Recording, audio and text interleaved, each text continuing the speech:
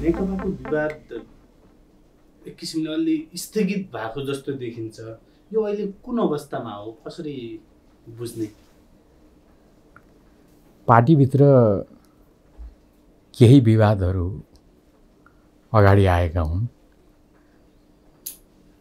निकै गम्भीर छलफल अगाडि बढेको हो। हाम्रो अगाडि नयाँ ढङ्गले चुनौतीहरू देखा परेका हुन्। तर पार्टीले, हाम्रा दुई अध्यक्षले, पार्टीको स्थायी कमिटीले यो विवादलाई सहमतिमा टुङ्गोमा पुर्याउने उद्देश्यले केही समय लिइराखेको अवस्था हो। पार्टी विभाजन हुने नै जस्तो देखिरहेको थियो एक चरणमा। यो चाहिँ टरेको भन्न मिल्छ? वास्तवमा निकै गम्भीर चुनौती देखा परेकै हो। नेताहरूले स्थायी कमिटीमा बोल्दा पनि यो कुरा उठाउनु भएको छ। बाहिर जे कुरा आयो त्यसमा कतिपय गम्भीरताका पक्षहरू पनि देखिएका छन्। तर त्यसलाई पार्टीले, दुई अध्यक्षले बुद्धिमत्तापूर्वक समस्यालाई छलफलबाट, सहमतिबाट टुङ्गोमा पुर्याउँ भनेर अहिले हामी त्यही प्रक्रियामा छौँ। त्यो प्रक्रियाको स्वरूपमा एउटा प्रधानमन्त्रीज्यूले एक किसिमको प्रस्ताव गर्नुभयो कि मङ्सिरमा हामी महाधिवेशनमा जाउँ, म 5 वर्ष सरकार चलाउँछु र तपाईँ महाधिवेशनबाट अध्यक्ष हुनुहोस् भन्ने। यो सम्भव देखेर गर्नुभयो कि विवाद केही हदसम्म भए पनि कम होस् र हामी टाइम लिएर अरू गरौँला भन्ने हो? वास्तवमा पार्टीमा समयमा महाधिवेशन हुनुपर्छ भन्ने कुरामा विवाद छैन। त्यो यो वा त्यो पक्षले उठाएको भन्ने कुरा होइन। केही महिना अगाडि सम्पन्न भएको केन्द्रीय कमिटीकै बैठकले सर्वसम्मतिले पार्टीको महाधिवेशन चैत्रमा हुनुपर्छ भनेकै हो। त्यसैले यो विवादको विषय होइन। तर जब पार्टीमा विभिन्न कोणबाट प्रसङ्गहरू आए, विवादहरू देखा परे, त्यति बेला पार्टी अध्यक्षले होइन, अलिक अगाडि नै यदि यो विषयलाई टुङ्गो लगाउनुपर्छ भन्ने कोणबाट कुरा उठेको हो भने त्यसो भए त महाधिवेशनलाई सहमतिबाट अगाडि सारे भइहाल्छ भन्ने कोणबाट त्यो कुरा आएको हो। यो विषयमा दुई अध्यक्षबीच, अध्यक्ष अर्को हिसाबमा भन्दाखेरि अध्यक्ष पुष्पकमल दाहालले पनि समझदारी गर्नुभएको त्यहाँ चाहिँ भन्ने कुरा आयो र पछि उहाँले चाहिँ होइन, मैले त्यसमा सहमति जनाएको छैन, अलि महाधिवेशनमा भन्नुभयो। यो भएको चाहिँ के हो खासमा? महाधिवेशन हुनुपर्छ भन्नेमा मैले अघि भने जस्तै सबैको सहमति नै हो। तर महाधिवेशन भन्न साथ त महाधिवेशन हुँदैन।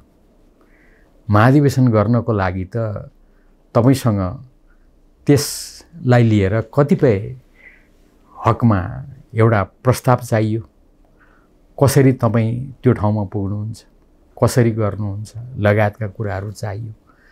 त्यस अर्थमा भने समग्र पक्षको हकमा सहमति भइसकेको थिएन। तर महाधिवेशन गर्ने भन्ने कुरामा त कहाँको असहमति छ र? त्यसैले जे जति बाहिर आएका छन् ती सबै कुराहरू आफ्नो आफ्नो ढङ्गले आएका छन् भन्ने मलाई लाग्छ। यो समग्र पक्ष भन्नु हो, यस्ता कुराहरूमा हेर्दाखेरि दुईजना अध्यक्ष मिलेपछि जे पनि गर्न सक्ने, अनि अर्को पक्ष अलिक तेस्रो शक्तिकै रूपमा देखिएको पार्टीभित्र वरिष्ठ नेता माधव कुमार नेपाल पक्षले चाहिँ सधैँ असहमति नै जनाइराख्ने, त्यो अवस्थामा चाहिँ त्यस्तो देखिएको छ। मैले पार्टीभित्र गुटलाई कहिले पनि स्वीकार गरेको छैन, म स्वीकार गर्दिनँ। त्यसैले पार्टीभित्रको यो स्थिति बारेमा हामी प्रष्ट हुनुपर्छ। तर म पटक पटक 2 अध्यक्ष भनिरहेको छु। यो चाहिँ हामी सबैले स्वीकार गरेको पक्ष हो, यथार्थ हो। कमरेड केपी ओली नेकपा एमालेका महाधिवेशनबाट निर्वाचित अध्यक्ष, कमरेड पुष्पकमल दाहाल प्रचण्ड माओवादी केन्द्रका निर्वाचित अध्यक्ष। यी 2 अध्यक्षले पार्टी एक बनाउनको लागि प्रस्ताव सार्नुभयो, घोषणा भयो र उहाँको प्रस्ताव अनुसार पार्टी एक भयो।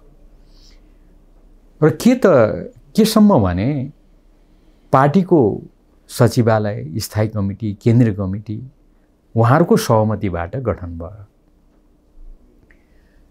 हाम्रो पार्टीमा एक प्रकारको सङ्क्रमणको अवस्था छ। त्यो सङ्क्रमण कहिले टुङ्गिन्छ त भन्दा पार्टीको महाधिवेशन भएपछि टुङ्गिन्छ। त्यो महाधिवेशन अहिलेको विशेष अवस्था छ। यो विशेष अवस्था भएको कारणले गर्दा पार्टीको महाधिवेशन एकताको महाधिवेशन हुन्छ, त्यो सहमतिको महाधिवेशन हुन्छ है भनेर पनि 2 अध्यक्षले घोषणा गर्नुभयो। हामीले त्यो कुरालाई मान्यौँ र सहमति गरेर यहाँसम्म आइपुग्यौँ। त्यसैले 2 अध्यक्ष भनिएको हो। यो कुरालाई हामीले ध्यानमा राख्नुपर्छ। 2 अध्यक्षबीच सहमति हुँदाखेरि नै पनि जस्तो अझै साङ्गठनिक कामहरू बाँकी छन्, नेकपाको सिद्धान्त के हुने भन्ने बहस जारी नै छ र उहाँले घोषणा गर्दैमा अर्ली महाधिवेशन मङ्सिरमा त्यो चाहिँ कतिको सम्भव होला? होइन, मैले अघि नै भने त्यसबारेमा गृह कार्य आवश्यक छ, कतिपय कामहरू गर्नु आवश्यक छ, कतिपय तयारीहरू गर्नु आवश्यक छ, त्यसमा विवाद रहेन। तर जहाँसम्म 2 अध्यक्षको सहमतिको कुरा तपाईँले उठाउनु भएको छ नि, जब 2 अध्यक्षको बिचमा सहमति भएन तब अगाडि बढ्न अप्ठ्यारो भयो। जब सहमति भयो हामी अगाडि बढेका छौँ। यो यथार्थ हो। 2 अध्यक्ष बीचको सहमति भनेको नेकपा एमाले र माओवादी केन्द्र बीचको सहमति हो। त्यहाँभित्र पनि अरू केही समस्याहरू छन् भने त्यसलाई उहाँहरूले मिलाउनुहुन्छ। यो कुरा हामीले बुझ्नुपर्छ। त्यसैले 2 अध्यक्ष बीचको सहमति भनेको आफआफ्नो ढङ्गले आफआफ्नो प्रक्रियाबाट एउटा उत्कर्षमा आइपुगेका 2टा कम्युनिस्ट पार्टीहरू एक ठाउँमा उभिएको अवस्था हो र त्यसलाई यी 2 अध्यक्षले प्रतिनिधित्व गर्नुहुन्छ भनेका हौँ। र यो अवस्था एकताको महाधिवेशन सम्पन्न भएपछि यो सबै कुरा टुङ्गोमा पुग्छ। यही कुरा हामीले घोषणा गरेका हौँ। एकताको महाधिवेशन एउटा निकासको पाटो नि हुन सक्छ। अनि माथि पनि भन्नुभयो 2 जना अध्यक्ष मिलेरै सबै हुन्छ, अहिलेको विवादको समाधान 2 जना अध्यक्ष नै हुनुहुन्छ भन्नुभयो। सम्भावित निकास के हो त यो विवादको? अहिलेको विवादको स्थायी कमिटी पनि चलिरहेछ। हामीले यस क्रममा भन्यौँ वास्तवमा जबरजस्ती कसैले पनि कुनै कुरा लाद्ने प्रयास नगरौँ। अहिलेको अवस्थामा विधि प्रक्रिया, हामीले मान्यता दिएको विधि प्रक्रिया भनेको सहमति हो। 2 अध्यक्ष बीचको सहमति। 2 अध्यक्ष बीचको सहमति भनेको 2टा पार्टी नेकपा एमाले र नेकपा माओवादी केन्द्र बीचको सहमति। हामीले बुझेको कुरा यही हो। त्यसैले यी 2टा अध्यक्षले सहमति गरेर छलफल गरेर कुनै विवाद छन् भने छलफलबाट टुङ्गोमा पुग्नु पर्यो। छलफलबाट टुङ्गोमा पुग्न सकिन्छ कि त यो ठाउँमा यो सैद्धान्तिक विवाद छ, यो मिल्नै नसक्ने विचारको विषय उठ्यो भन्यो भने त्यो एउटा कुरा हुन्छ। जबकि हामीले त भनिसकेका छौँ सहमतिबाटै कि हाम्रा यस्ता यावत कुराहरू हामी महाधिवेशनबाट टुङ्गोमा पुग्छौँ है भनिसके पछाडि अहिले कुनै विवाद उठाइएको छ भने त्यो विवाद के को लागि हो? प्रश्न त छ नि त। सबै विवाद हामी महाधिवेशनबाट टुङ्गोमा पुर्याउँछौँ भनेका छौँ, त्यसमा हामी सहमत छौँ।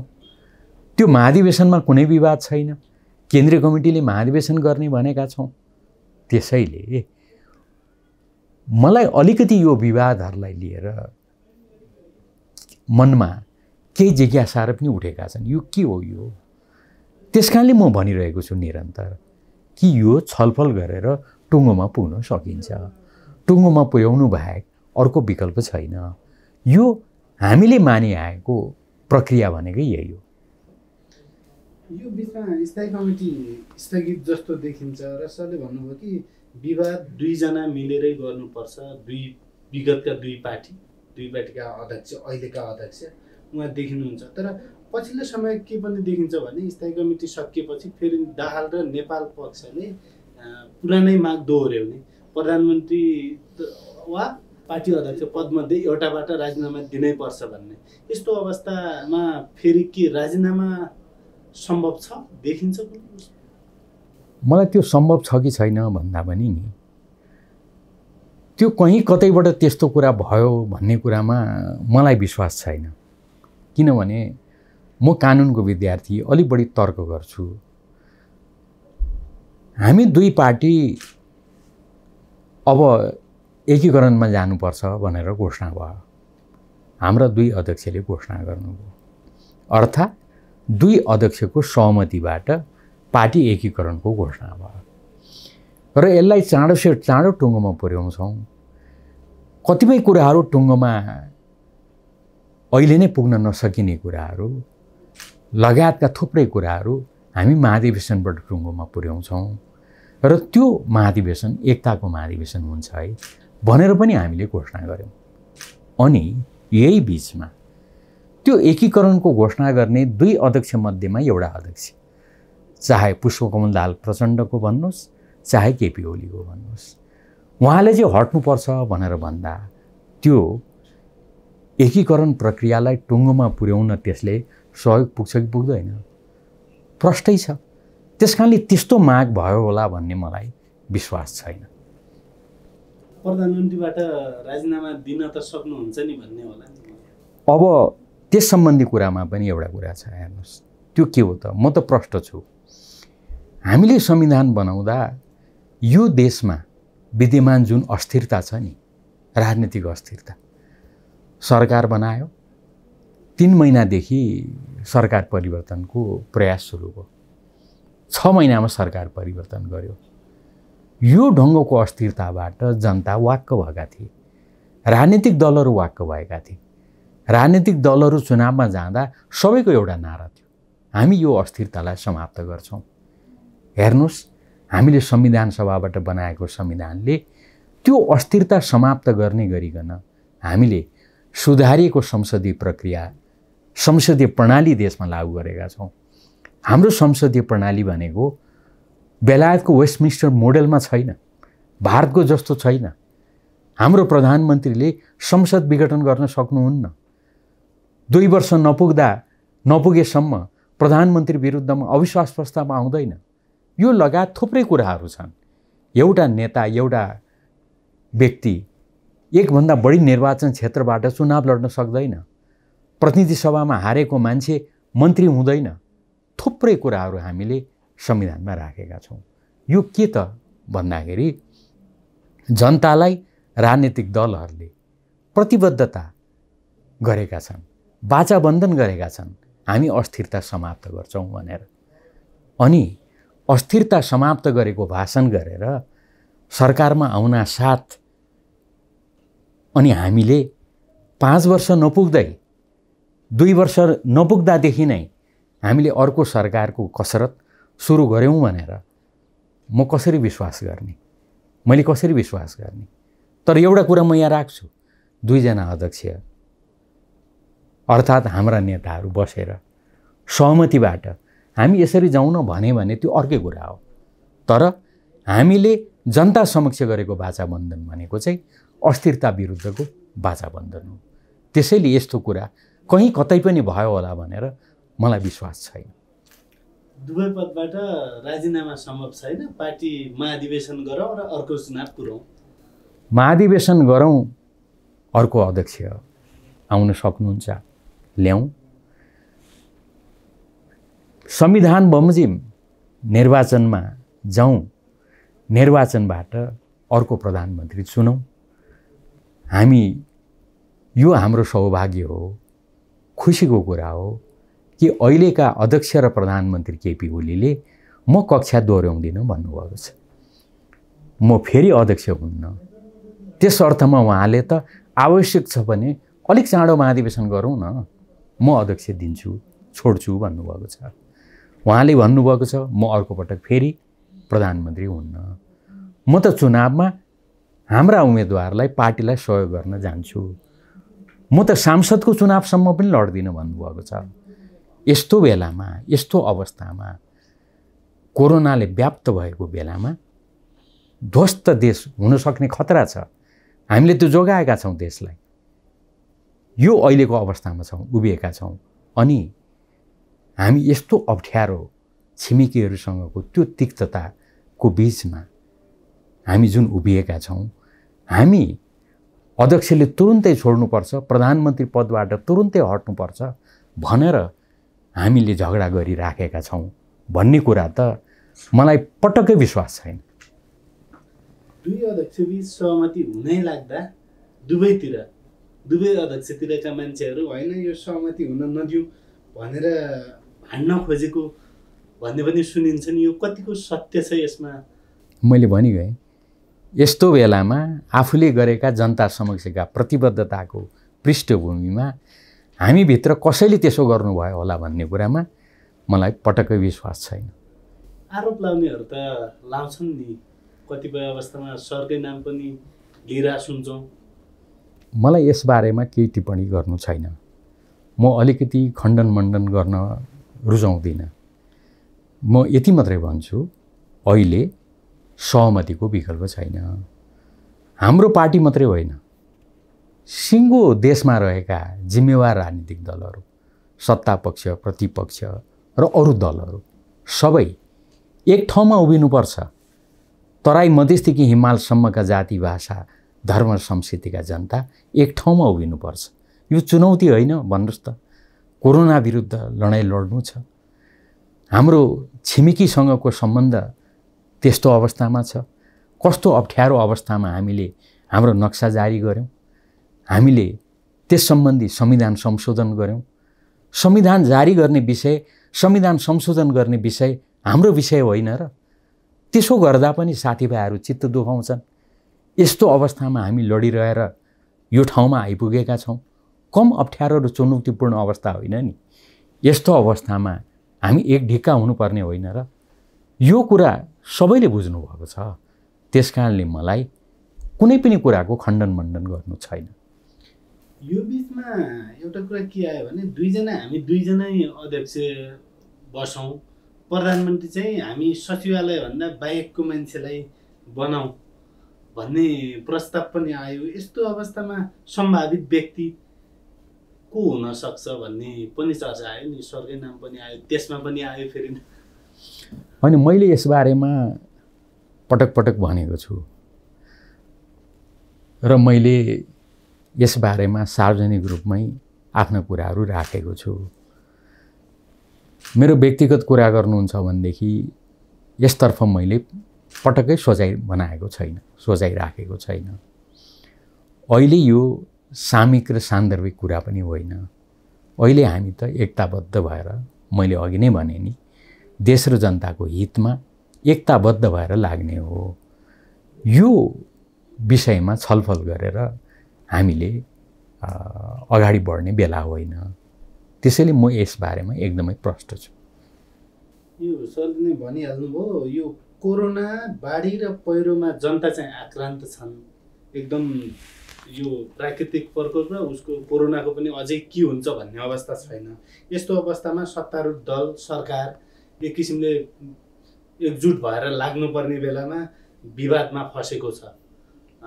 सत्तारूढ दल विवादमा फसेको छ। यो अबको स्थायी कमिटी बैठकबाटै यो पार लाग्ला कि अझै लम्बिने देख्नुहुन्छ? यो वास्तवमा बाढी पहिरोको अवस्थालाई हेरेर हामीले केही समय अगाडि 7 दिन बैठक स्थगित गऱ्यौँ। त्यस पछाडि दोस्रो पटक फेरि हामीले एउटा प्रस्ताव पारित गर्दै हामीले दोस्रो पटक पनि 7 दिन पुनः बैठक स्थगित गर्यौँ। हामी यसप्रति संवेदनशील छौँ। हामीले हाम्रो पार्टी पङ्क्तिलाई यसतर्फ गम्भीरतापूर्वक लाग्नको लागि हामीले आह्वान पनि गरेका छौँ। कोरोनाको लडाइँमा गम्भीर भएर हामी लागेका छौँ। सरकार गम्भीरतापूर्वक लागेको छ। सरकारले समयमै चालेको कदमको कारणले गर्दा देश कोरोनाको सन्दर्भमा हामी निकै सफल रहेका छौँ। विश्वकै सन्दर्भमा हेरौँ, एसिया दक्षिण एसियाकै सन्दर्भमा हेरौँ, हाम्रो राम्रो सफलता हामीले हासिल गरेका छौँ। तर कमी कमजोरीहरू हुन सक्छन्।